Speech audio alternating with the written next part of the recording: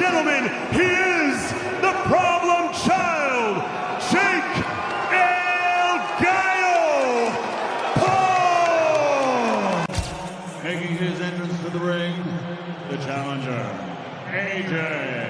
Anthony Joshua!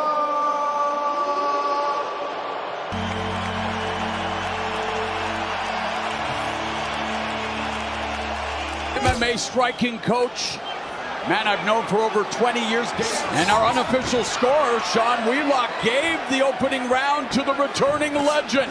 Anthony Joshua is ready to step into the ring and send a clear message. His goal is to beat Jake Paul in the very first round. But Jake is not backing away. He is training hard and believes he can pull off one of the biggest upsets in boxing history. Everything is in place. The tension is high. Fans are eager to see whether Jake's speed and confidence can... Going in there and being dominating physically, I want to break him down spiritually. Jake Paul's coaching team is very confident in his preparation. Head coach Theo Chambers, strength coach Larry Wade, and former super middleweight fighter Galillian Love have all praised his hard training. They say Jake's sparring sessions are tougher than the actual fight will be. According to them, sparring against fighters weighing between 250 and 270 pounds has prepared him well, and the real fight may feel easier by comparison. I think in the last 6 weeks, you've seen Jake slowly tighten himself up and get himself prepared, and he's really locked in now. So what we've been able to see is Jake evolve into the gladiator. He's slowly evolving into the gladiator that he has become for fight night. About time he finishes his camp and goes through everything he needs to go through, by that night, he'll be fully prepared. His outer shell that he needs to be able to go in there and be the gladiator for the night, he'll have that ready, and that's what you see happening now. That's former heavyweight contender Adam Kaunaki gives an inside look at Joshua's training camp ahead of the Jake Paul fight. He says Joshua is in outstanding shape, moving with speed, accuracy, and power that could end the fight with one punch. Every session is intense, with Joshua working on timing, distance, and combinations. Kaunaki warns Jake Paul that one clean shot from Joshua could change everything instantly. He describes Joshua's camp as focused, disciplined, and fully locked in, with nothing left to chance. Yeah, I'm here with Anthony. Come by and I came by and got a chance to watch Anthony, train. He looks in real good shape. Can't wait till the fight next week. I don't know if you've been in camp with Joshua before, but have you sparred him before in the past? No, I haven't. No. What do you think next week in Miami? Anthony Joshua, Jake Paul. How do you think it's gonna go? I think Joshua should win by knockout. He looks really good in training. But you gotta give it up for Jake Paul. Taking the chance. It's crazy. It's gonna be a really tough fight for him. But we'll see. It's boxing, and one shot could change everything. Did you get a chance to see Joshua spar the other day, or just? No, just training. Duke McKenzie and Barry Jones share their thoughts on the Joshua versus Paul fight, focusing on the punch that could decide everything. They point to Joshua's overhand right as a shot that could immediately cause panic. They explain that being hit cleanly at heavyweight level is different. One punch can stun, confuse, or knock someone out completely. Both believe Joshua's timing, size, and explosive power give him the ability to land that fight-ending blow. While Jake is fast and skilled, they say he must be ready for elite heavyweight power. We'd all be up in arms in this fight. What's been the climate of the box, and actually, once Mayweather boxed McGregor, it changed it forever. Opened the doors, didn't it? It did, because you got the number one, pound for pound number one in the world, still at the time, Mayweather. Yeah. And he was, even though he was on the end of his career, still that, boxing a guy who never boxed before. Yeah. And and we were all up in arms about that, but it happened, and also it was, and he carried him and all the rest of it. But now it's different. I haven't got a problem with it. I really haven't. No. Will I watch it?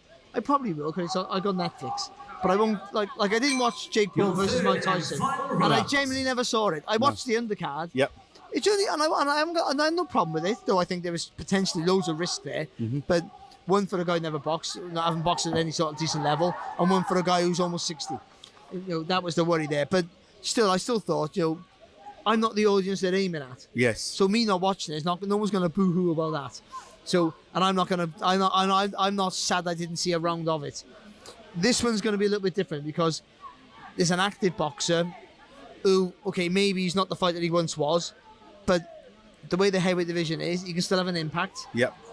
Boxing a guy who's, one, way too small for him, two, has no experience at any level. So, in terms of, should it happen? No. Because the climate has changed, it doesn't affect nobody's career except for Joshua's. It's not holding up a world title. I always had a problem with that. You know, if it holds up anyone's, like I don't like automatic rematches when they've signed it before the fights happen, because you're holding up people's careers. Who earned their spot on number 1, 2, 3, 4, right down to number 50, arguably, because they're all moving up, aren't they? But they all have to wait until you get your rematch. And so this doesn't affect. Amir Khan has shared his view on the fight, calling it a possible turning point for celebrity boxing. He believes this matchup could end the trend of YouTube fighters entering the ring, because the danger is real. Khan warns that Jake Paul faces serious risk. One perfectly timed punch from Joshua could end the fight immediately. The size difference alone is intimidating. Khan stresses that this is not entertainment. It is a real, high-stakes boxing match, where experience and power matter. But then I saw the face-to-face, head-to-head, and I saw Jake looking up in the sky. I'm like, wow, like, this is really happening. And I think this could be the end, one of the last fights we ever see when a YouTuber jumps in a ring with a professional fighter. Because I think that Jake could get hurt badly, that it could stop all these influencers getting in the ring again and trying boxing. Because the thing is, it's only going to take that one. And I think someone like AJ, who can bang and hit hard and has the power, has everything, he's former world champion, he can definitely hurt. And look, boxing is a sport where you can be killed in. Imagine that right hand he throws and catches him clean. The damage he's gonna do. Like, yeah, I mean, look, everyone has ambitions, and they want to be somewhere in life, and they want to achieve things in life, but... Joe Rogan explains that Joshua is not just losing weight or coming into the fight weaker. Instead, he is adding more cardio to boost his endurance and make himself more dangerous. Rogan says Joshua will be scary in this fight, driven by anger and motivation to prove a point. He believes Joshua is frustrated that a YouTuber who has faced few real boxers is stepping into a true heavyweight fight. Rogan says Joshua's size, experience, and power mean one punch can change everything. You know, there's not a chance that Anthony Joshua is not going to just lose the weight beforehand. He's not going to come in drained. What he's going to do is just do extra cardio, and that's just going to make him more dangerous. He's going to be terrifying, and he's going to have a lot to prove. He's going to be very angry that Jake Paul wants to fight him. Very upset that this YouTuber who's fought Tommy Fury, who's a legit boxer, and, you know, a couple other guys that were legit boxers. That's it. Like everyone else he's fought Ben Askren, who was really a wrestler. You know, he fought Tyron Woodley, who was an elite MMA fighter, but, you know, not an elite boxer. He fought Nate Robinson, who was a basketball player. At least he's fought these guys. He fought Anderson Silva, and he dropped Anderson Silva, and Anderson Silva was a really good striker, but also in his 40s, you know, different time. It's, you know, not the same guy he used to be. This is a 34-year-old Anthony Joshua. This is a terrifying human being. Terrifying. Again, a guy who survived Usyk twice. You know, you saw what Usyk did to Dubois. You see Usyk take out Dubois? Did you see that? I mean, that's the Usyk you're talking about. There's an Usyk that rocked Tyson Fury, who's fucking 6'9". So Jake Paul's 6'1" versus 6'6" Anthony Joshua. Jake weighed in for the Tyson fight at 199. Joshua against Ngannou was 252. 6'6". Not just 6'6", but 6'6", and knows how to use every fucking inch of it. Knows how to keep that stick in your face. He was keep that jab in his face, and that right hand, if it hits you, you're fucked. And he's not... Chris Algieri says this fight is extremely dangerous for Jake Paul. He reminds fans that Joshua is a legitimate fighter, an Olympic gold medalist, and a heavyweight with serious knockout power. Algieri references moments like Francis Ngannou being dropped to show how dangerous Joshua can be. He questions what Jake truly gains, pointing out this is not just about losing a fight, but about real health risks still. He notes that Netflix, back in the event, shows it is meant to be a major spectacle. Shit, gold medalist, heavyweight puncher. I can't get Francis Ngannou getting splattered on the canvas out of my head and think that this could be a real fight. Yeah, I'm just trying to think, like, what's the upside here for Jake to take this? Because, yeah, like, when you look at it, it's like, he's crazy. Like, there's there's no way his health isn't in danger. Like this isn't even just crazy. His health is in danger. This is not just like so what? If I go out there and I get knocked out, I got a lot of respect because that's what you're going to get. You're going to get. All right, here's two things. So your question: what is the upside? One, Netflix is okay with it because Netflix was not going to allow this to not be anything but a major fight. Right? The Gervonta fight, huge fight. Crazy. Wow, we got this amazing fighter. We're going to use the fight. Boom. You can't throw Nate Diaz in. Netflix is going to be like, nope, not doing Nate Diaz again. You can't throw in Gabe Rosado. No, Netflix is not doing Gabe Rosado. No offense to those guys. I'm just telling you right now, Netflix is not going to approve those guys for a mega event. Anthony Joshua? Hell yeah. Netflix is loving that. So boom, he keeps the Netflix deal alive. 2, he gets respect from guys like me and you who go, shit, I don't care what anybody says about Jake. He's got balls. And I'm saying that right now. He steps in the ring and fights Anthony in a real fight. I don't care if he gets knocked out with the very first punch. He's got big balls. Good for you. I appreciate anyone who steps in the ring. I appreciate someone who steps in a real fight like that and a dangerous one. So there's that. But on the flip coin, your health is in danger. This is boxing, guys. People get really hurt. Life-changing. One fight, one punch can change your life. Spencer Oliver believes Jake Paul has almost no chance against Joshua. He says this fight is about levels, and the gap between them is huge. Oliver thinks people forget how dangerous Joshua still is, and Jake is simply not at that level. While he respects Jake's courage, he believes even getting knocked out would bring attention and credibility.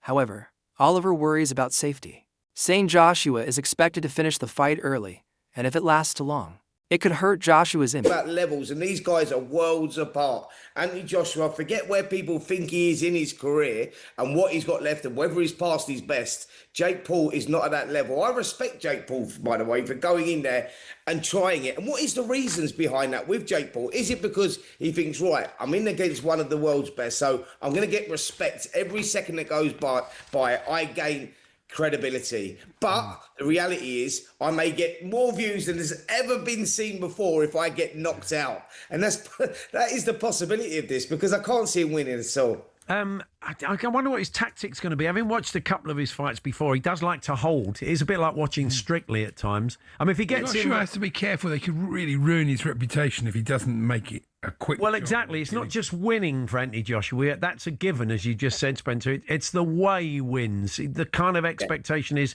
he gets it wrapped up early and he stops him or he knocks him out. And anything less than that, God forbid we don't want the guy to get hurt. And that is at the back of my mind and what worries me about it. But he's got to finish this quickly, hasn't he, really, reputationally? He has, and a lot of people talking about that, just talking about, the health factor for Jake Paul and, going in there against someone as seasoned as Anthony Joshua. You go, well, when people genuinely get hurt in boxing matches is because they go on way too long. This could be over very, very quickly, should be over very quickly. I think that if we hear the second bell in this one, then for Anthony Joshua, that is starting to damage, his reputation even more. I think for Jake Paul, it's a win-win, because if he gets through those first 3 minutes, he's ticking all the boxes. He's winning, and gaining credibility. So it's one of those ones that Anthony Joshua has to go in there. Paulie Malignaggi believes Jake Paul's chances are extremely slim. He says Jake's only possible path would be to take huge risks early. That means attacking fast, throwing hard, and trying to land one big shot. But that approach is very dangerous because it requires trading punches with Joshua. Malignaggi explains that Joshua has only been hurt when opponents traded power with him. Jake is smaller, less experienced, and not at that level, making this plan risky. Jake Paul would accomplish this. My personal feeling is he would have to kind of kamikaze it, where he's either going to come out, he's got to probably come out fast and try to shoot some big shots, maybe, try to set a trap or jab downstairs, big right hand upstairs, I don't know, something like that, because AJ's a big guy and, he kind of stands up high at times. But either way, no matter what trap he says, but it's got to be a simple trap, because Jake's boxing isn't that high level yet. He'd have to start fast and throw hard. And again, it would have to be, the reason I say it would have to be sort of kamikaze-ish is because he's got to land the big shot. He's got to take a big chance and land the big shot. In order to do that, he's got to be able to hold his ground and fire. Now, what I've noticed when AJ gets caught in his times that he's been hurt as a professional fighter is he's been hurt when guys throw with him. You got to be able to throw power with him as he's throwing. So that takes a certain amount of guts, because obviously when he's throwing the power at you, he could hit you and you could go, right? And Jake is smaller than AJ. At this point, this is not a typical Jake opponent where they're a bit smaller. You know, the deck is not stacked against AJ. AJ's actually probably stacking the deck over Jake. The only thing AJ really has to do is make 245 pounds. He has to make that weight, which I think he probably makes it, you know, maybe a little struggle, but not that much. You punch with AJ, what happens? You may be able to catch him. Guys like Dillian White have caught AJ and rocked him badly when they fought each other. So you punch with AJ, you may be able to catch him. But the thing about Jake is he capable of punching with you? Anytime I've seen the opposing fighter attack Jake with any kind of offense. Analyst Liam Goff says Jake Paul would be in serious trouble if this fight happens. He points to recent training photos of Joshua, saying AJ looks lean, sharp, and in great shape. Goff explains that Joshua performs best when he is under 145 pounds, not when he is bulky. Reports suggest Joshua is around that weight now, meaning speed, stamina, and power are all working together. Goff says the catch weight will not affect Joshua and compares his current shape to the Ruiz rematch, one of his best performances. Michael Perry, who only had one fight and it was a loss at the time. Mike Tyson, nearly 60 years old, using 14-ounce gloves. And Julio Cesar Chavez Jr., who is a former world champion and a massive Bob Marley head. And I'm not talking about the music. So that is Jake Paul. That is what we're dealing with. Contrast that to AJ's resume. Although he is coming in off the back of a loss, it was a world title fight to Daniel Dubois. Got a second-round knockout win over Francis Ngannou, Otto Wallin, Robert Helenius, Jermaine Franklin, and 2 defeats to Oleksandr Usyk. We know about Anthony Joshua's resume. It's pretty stacked. Now, just on some of those wins, in particular, do you know what? I'm just going to say, right? So Jake Paul has had some nice knockouts, but he hasn't had a proper, real, devastating